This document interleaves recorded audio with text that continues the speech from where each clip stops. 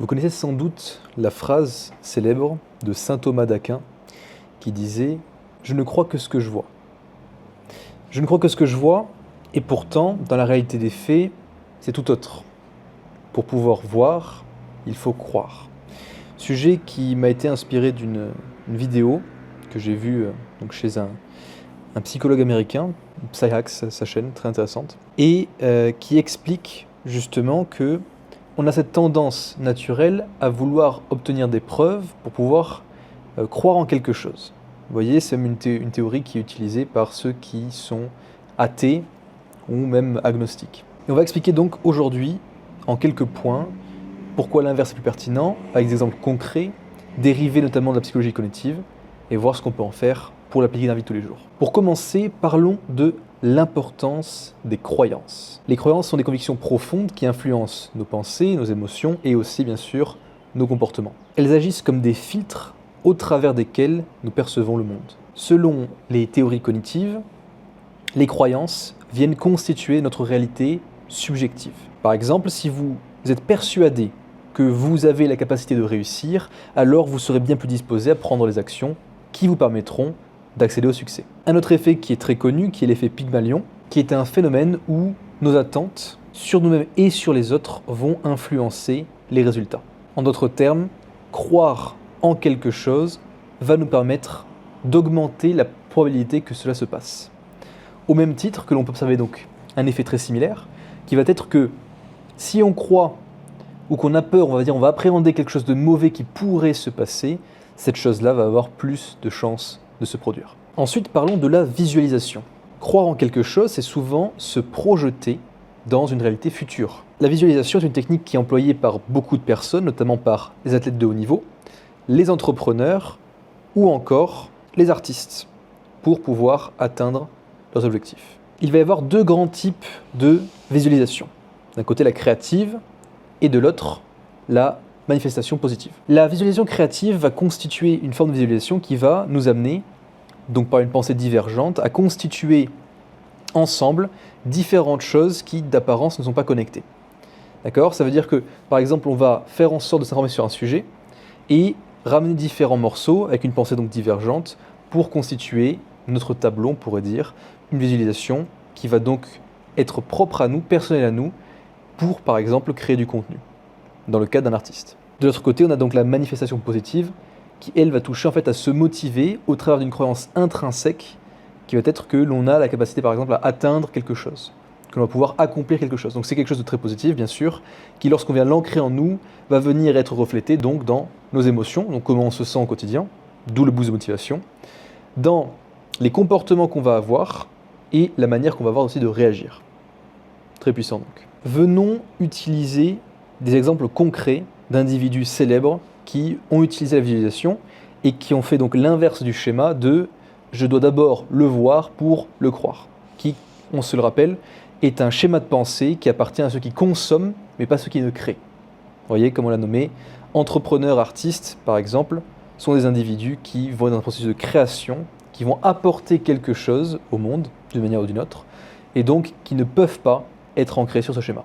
Dans les grands innovateurs, nous avons Steve Jobs et Elon Musk, qui ont des visions auxquelles, pendant très longtemps, personne ne croyait, ou très peu de personnes bien sûr, qui au final ont réussi à atteindre des objectifs complètement grandioses, et qu'aujourd'hui sont acclamés, reconnus comme des innovateurs de génie. Voyez ? Et ça, notamment au travers de la visualisation créative, comme on l'a dit, la capacité à imaginer par eux-mêmes un monde, une réalité, ou en tout cas quelque chose qu'ils pourraient apporter, qui ferait un effet sensationnel à l'échelle de l'humanité. Un autre exemple qui sera à votre échelle cette fois-ci, imaginez-vous que vous deviez passer un examen. Si à un moment donné, à un seul, vous avez commencé ou vous vous êtes dit que vous croyiez en vous-même, que vous aviez la capacité de le faire, qu'il fallait que vous le fassiez, alors cette croyance vous a donné de la force pour pouvoir accomplir ce que vous deviez accomplir. Donc là, encore une fois, la preuve que vous ne le voyiez pas, vous n'aviez pas de preuve concrète et pourtant, vous avez su croire en vous. Si ce n'est pas le cas ou si ça n'a jamais été le cas, bon, posez-vous des questions et quelque chose à revoir. Maintenant, vous vous demandez peut-être comment cultiver cette croyance en vous-même. C'est une très bonne question. Il y a 3 grands aspects. Le premier et le deuxième sont liés à vous, le troisième lié, entre guillemets, à l'extérieur. Le premier, c'est venir se répéter, d'une manière ou d'une autre, des affirmations, que ce soit donc à voix haute ou en soi. Venir se répéter, on pourrait dire, des mantras. On ne réinvente pas la roue, en fait. Les mantras qui sont utilisés de base dans les cultures bouddhistes, principalement, aussi hindouistes, qui vont faire en sorte de faire répéter des mêmes mots encore et encore et encore et encore, pour s'imprégner de l'énergie de ces mots et faire en sorte d'incarner la réalité que l'on veut qu'ils se produisent, fondamentalement. Par exemple, une affirmation positive qui peut très bien fonctionner, c'est « je suis capable de faire de mon mieux au quotidien ». Quelque chose de basique, de général, mais qui fonctionne. Vous voyez ?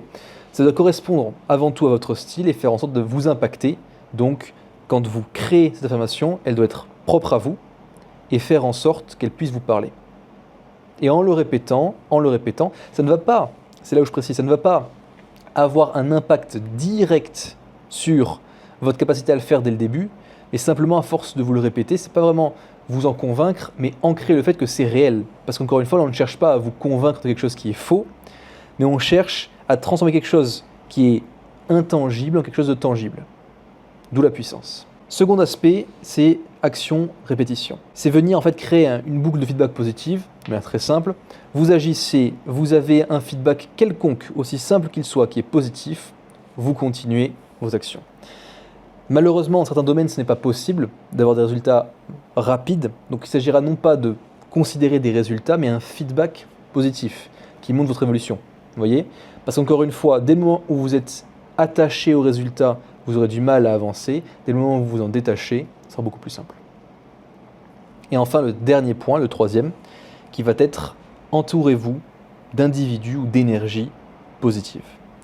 Dès le moment où votre entourage, une personne ou plusieurs, sont constitués donc d'énergie plutôt négative, qu'ils ont tendance à voir le verre, on pourrait dire, à moitié vide plutôt qu'à moitié plein, ne serait-ce que ça, alors vous aurez tendance à tirer vers le bas avec des énergies qui ne vont pas matcher avec ce que vous souhaitez accomplir. Parce que, de base, vous avez une ambition, peut-être ne croyez-vous pas en vous. Si en plus de ça, vous avez des énergies qui sont négatives autour de vous, ou des personnes qui ne croient pas en vous non plus, bon, vous vous rendez bien compte que ça va être compliqué. Donc il s'agira, si vous ne pouvez pas changer votre entourage, comme on dit, changez votre entourage. Si vous ne pouvez pas changer la manière dont ces individus, donc vos amis notamment, votre famille aussi parfois, votre partenaire de temps en temps, procèdent, opèrent, alors vous pouvez faire en sorte de les changer. Rappelez-vous d'une chose, il n'y a que vous pour vivre votre vie, ce qui veut dire que si vous ne la vivez pas pleinement, vous ne pourrez plus la vivre ensuite. Chaque moment qui passe est un moment précieux, donc chérissez votre vie. En résumé, croire en quelque chose est capital, parce que nos croyances forgent notre réalité. Mais en plus de forger notre réalité, elles viennent motiver nos actions, d'un côté, et nous aider à surmonter les obstacles, de l'autre. En cultivant des croyances positives, vous vous accorderez encore plus de chances d'accomplir ce que vous souhaitez accomplir. Parce que si vous ne croyez pas en vous, comment pouvez-vous demander aux autres de croire en vous ? C'est pas possible. Donc, commencez par croire en vos propres capacités, et ensuite, vous pourrez instaurer une forme de respect, une forme d'inspiration de la part d'autrui qui viendront aussi alimenter votre croyance. Commencez par vous-même, changez-vous vous-même, et ensuite, vous pourrez commencer à changer votre environnement. Merci d'avoir regardé cette vidéo. Si vous avez aimé, n'hésitez pas à liker, commenter si vous avez quelque chose à ajouter par rapport à ça, votre expérience par exemple. J'ai aussi un canal Telegram dans lequel je communique de manière plus approfondie sur des thématiques qui sont plus précises avec les personnes qui l'ont rejointe. Je vous enjoins à partager vos expériences à tout type de sujet, même si ça touche pas forcément en partie croyance, à vos relations à autrui, n'hésitez pas. Et la prochaine fois que vous vous posez la question, croyez en vous, c'est le minimum. Pour plus de vidéos sur la psychologie cognitive, comportementale et le travail sur soi, n'hésitez pas aussi à vous abonner et à partager cette chaîne à des personnes qui en bénéficieraient. Ciao!